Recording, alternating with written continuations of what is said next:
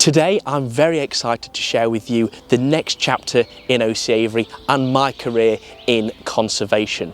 Behind me here are the new conservation breeding aviaries designed specifically for breeding some of Britain's most endangered bird species. These aviaries aren't just enclosures, they're part of a larger puzzle, the idea of restoring biodiversity and bringing back native habitats and native species which once thrived across Britain. In today's video, I'll take you on a behind the scenes tour at the first part of the new conservation breeding facility and talk about the new species that we're working with and how this is fitting into a larger conservation and rewilding picture in the UK. From habitat restoration to collaborative breeding programmes, this is part of a larger movement to restore nature in the UK, one bird at a time. So let's go and check them out.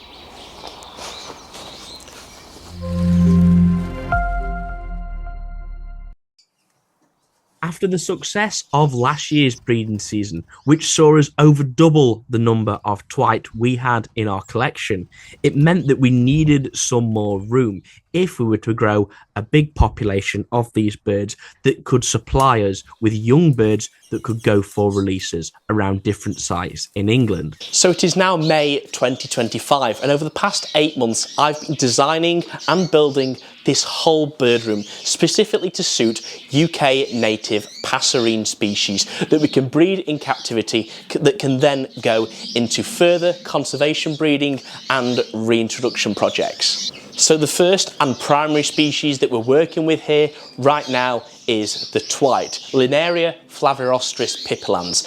In England, there is known to be 12 birds left, only 12 birds. Now, in historical terms, there used to be hundreds of thousands, if not millions of these birds found right across the UK's uplands and moorlands, all the way down from Exmoor up to the Lake District and beyond into Scotland. But now, like I say, there's only believed to be 12 of them left in England and several thousand left in Scotland. So they've seen a huge population decrease, which is exactly why we're breeding them here for hopeful reintroductions. Of course, we can't just take some birds from captivity, open the door and let them go into the wild. They're just not going to survive. An awful lot of planning has to go in place for that, and we also have to get loads of different licenses and loads of different permissions to make sure that can happen. But the idea right now is we need to get the numbers up in captivity. So we have 12 pairs of twites for this breeding season. Things are going really well so far, and we'll talk about that a little bit later, but guess what? We've already got some chicks. Part of the aviary design was making sure that these aviaries would be suitable going forward, not just as breeding aviaries, but also possibly aviaries that are going to help prepare these birds for actual release into the wild. So right now, these aviaries are 2 meters long, they are 2 meters tall, and they are 0.9 meters wide. These are pretty big aviaries to breed twites in. They've got loads of natural branches in. They've all got nest sites in, they've got wood chip flooring, they've got nest sites on the floor, they've got some fake shrubbery in there as well. These are perfect.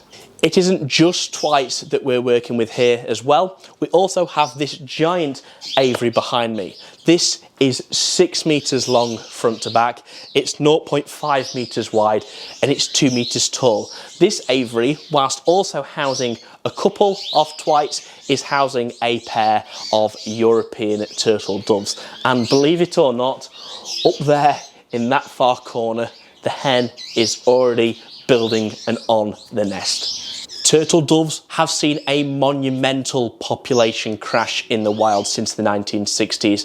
In the UK at least, there has been a 99% decline in their population since 1960, meaning there's only several thousand of these birds left. And it's important to note, turtle doves are a migratory species, and one of the largest reasons for their decline has been poaching in southern Europe and Africa.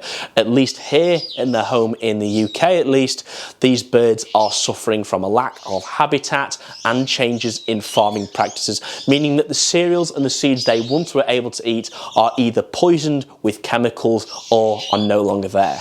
Now, before we go any further, let me just stop you there. I'm sure some of you will be wondering about the sources of these birds. Obviously, these are native British birds and these are endangered species. Therefore, I just wanted to quickly clear up with you. First off, all of the twites are captive bred, most of which were actually bred by myself last year. They've been captive bred for decades and decades, and all of them are closed rung with size B British Bird Council rings.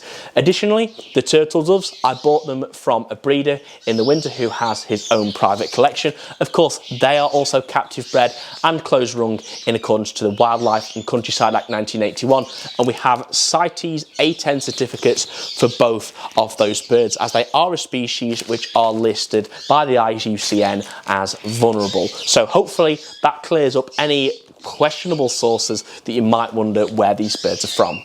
It's important for me to mention this is not just something I've done out of that with no knowledge, no experience prior. This is a project in collaboration with the Keep It Wild Trust. So the Keep It Wild Trust have funded all of this, have taken care of all of this. They own all of the birds. Of course, I'm the keeper of these birds. I'm breeding these birds for them. Most of them are either located at my house or at this site, which is fairly local to me. So it's important that I mention that. Huge thank you to them for the opportunity, of course, to do this. And if you do want to see more about the conservation and reintroduction programs that they do with numerous different species, including beavers, water voles, harvest mice, they've got white storks, they've got Eurasian lynx, all sorts of things, then I'll leave a link in the description if you do want to send in some donations there as well. That would be fantastic to help support more projects like this. So you've seen the major aviaries that are in here. We've got 10 along the back wall that are the smaller aviary, should I say, and then we have the one very large aviary across there. But there are a few more things that I need to show you here as well. So I recently got this block of cages. These are from MLF cages. They are absolutely fantastic, and these are going to be perfect for our young twites. When we're weaning young twites off their parents, we want to put them in, first off, cages where we can monitor them better. Something I found last year is if you leave them in with the parents, they don't do awfully well. You have to wean them off as soon as they're feeding, and then you need to keep a close eye on them for the first 4 weeks or so, because they are quite small, fragile birds. So having them in something like this that is smaller, it's easy to clean, disinfect and keep a maintenance of is really ideal. So big thanks to MLF cages for these. They are flat pack cages as well, which is just fantastic. All UPVC, really good quality and durable plastic on the outside. Really good quality metal builds as well for the cages. All come with numerous different feeders, drinkers, nest sites and things like that, and even come with a lighting system as well, so you can lighten up each cage. You've got the pull-out drawers at the bottom. What's not to love about them? We have a block, of course, of aluminium cages. So we've got a treble here, a stack. We've got the pull-out drawers below, each with access doors. Once again, these are going to be fantastic to put some of the older juvenile twites in. Once they've moved from the plastic cages, we can move them into here, and they're going to be perfect for housing them as they're molting. And a few projects for me to finish this summer is, once we've got all the birds breeding quite well, I've just got a couple of cage fronts to build, because behind me right now we're using these to store equipment, bird seed, bird moving transporters, etc. But these are actually 2 pallets that we're going to just put cage fronts on, so we're recycling these pallets, and they're going to make nice for some double tier aviaries, some just smaller aviaries, to once again house juvenile twites and turtle doves for that matter that are beginning to molt. Now this is quite a big block of aviaries. This shed that it's housed in is 10 meters long by 6 meters wide. This is really quite big, and it's important that we make sure that the welfare of our birds is the #1 top priority. So the first reason that we've actually built all of these inside of a cabin or a shed is because of avian flu. So we need somewhere that we can have them without having to worry about covering the tops of the aviaries with loads of plastic or whatever's needed should avian flu restrictions change in the local area. But additionally, we need somewhere that we can control the environment better, particularly for the twites. They are a species that are quite sensitive. They are a bit more prone to issues in weather, in humidity changes and things like that. So having an environment like this where they haven't got loads of drafts or wind coming through or anything like that, whilst we're trying to get them to breed and bring our numbers in captivity, is really quite important. And on the topic of the welfare of the birds, first off, we have installed an extractor fan up there. So that is an extremely powerful extractor fan. Birds have very sensitive respiratory systems. They're small little creatures that have a high heart rate. They're breathing an awful lot. Therefore, you've got to make sure it's a good environment. So what we don't have is a draft in here, but we do have an extractor fan regularly rotating the air really well. So it keeps the temperature nice and constant in here. The air quality is good, and that is leading to the better health of our birds. Additionally, lighting is so important when breeding birds. It influences so many different decisions in the birds, whether they decide to breed, whether they decide to molt, whatever it be. So it's important that we get this spot on. So we have got a number of clear roof panels in this bird room to make sure that we get a big influx of natural light, but equally we also installed some Arcadia Pro T5 lighting systems from Planet Avery into all of the aviaries. This is providing the birds with UVB. It's making sure that they've got no deficiencies whatsoever that they would get from natural sunlight going onto their feathers and their skin, and that has really helped to bring the birds into a good breeding condition. And last year at least, some of the most difficult birds to breed bred under those lighting systems. So that has been a fantastic addition to this bird room. So these are the new aviaries. I'm so pleased with how they've turned out, and things are looking really positive so far.